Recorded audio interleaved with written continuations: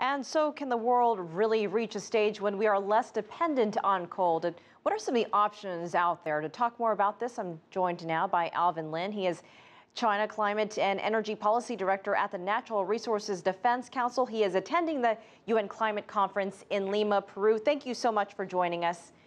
You know, I'd like to add on to Sean's story, which you just heard regarding coal, and I'd like to get your take. I'd like to get your take on the carbon catching and storage technology. Do you think this could be a game changer when it comes to reducing emissions? And is this worth seriously pursuing?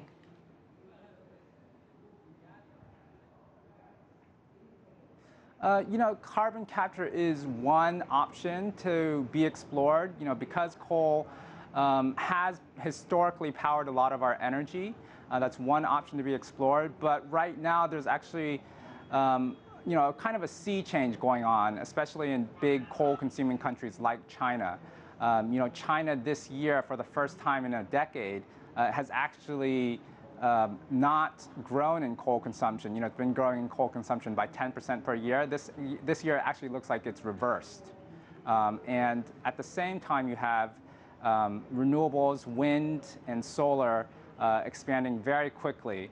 I think the other option that we really need to consider is more efficiency and more renewables. If this works, if this technology works, which we're still, as Sean mentioned, at least 18 months away before it's up and running, the Southern company, this U.S. company, called it a win-win situation, taking 2/3 of carbon out of the air. Do you think this would be interesting to countries like China and India to consider as they're trying to wean themselves off coal?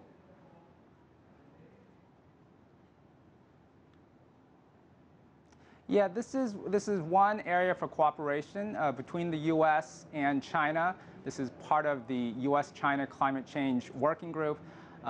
This is one area for cooperation, but as I said, I think another area that really needs to be considered is efficiency. If we can have buildings that use less energy because they're more efficient, if we can have industries that use less energy because they're more efficient, then we don't need to use as much energy, that we don't have to burn as many fossil fuels, including coal.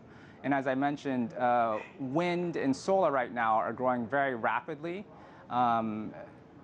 China was the world's largest PV market last year. It installed 12 gigawatts of solar. That's more than any other country has done.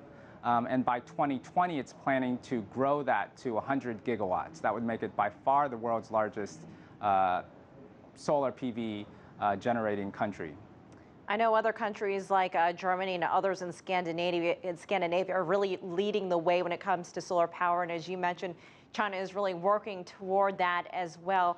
How long do you think it'll take before we see this major move away from sources like coal and more towards solar and other sources? Are we 10 years away, 20 years away? What's your best estimate? We're actually here today. The cost of solar has dropped dramatically in the past 7-8 years. A lot of that has really been because of China. China has that manufacturing scale to build these kinds of clean energy products at a scale and to deploy those at scale. So we're actually here today. A lot of it actually relies on things like domestic policy and also the signal from the international climate negotiations that we have here. So when the US and China announced their climate commitments last month, China said that it would peak its CO2 emissions by 2030. That's the first time it said that at the international level, that it said that it would continue to increase its non-fossil energy to 20% by 2030. Those are sending really strong signals to the market that coal generation is not the future of electricity, of the power sector. Really, clean energy is, wind and renewables. So that kind of sends a really strong signal that these markets are set to grow. All right, Alvin Lin in Lima, Peru, thank you so much for joining us from the Climate Conference.